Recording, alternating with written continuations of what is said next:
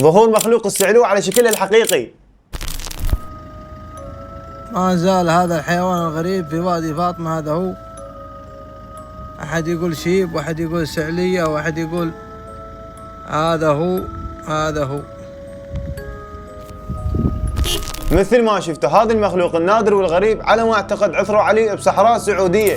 صراحة يا اخوان شكله غريب ومرعب، ويقولون ان هذا كائن السعلوة او مخلوق السعلوة اللي سامعين عنه ونعرف قصتها. اما البعض يقولون هذا كائن او مخلوق اسمه الشيبة، وهذا الكائن نادر جدا ويقدر سعره بال25,000 دولار. ويقولون السبب الشكل الغريب لهذا الحيوان هو سبب تزاوج الذكر الذيب من انثى الضبع. وهاي نبذة من بعض التعليقات اللي بالفيديو.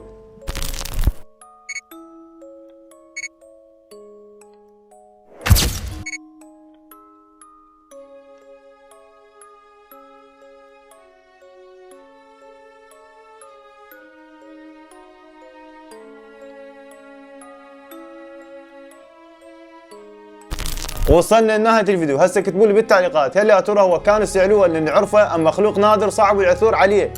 وهسه اقدر اقول لكم حطوا لي لايك ومتابعة وانتظرونا في الفيديو القادم.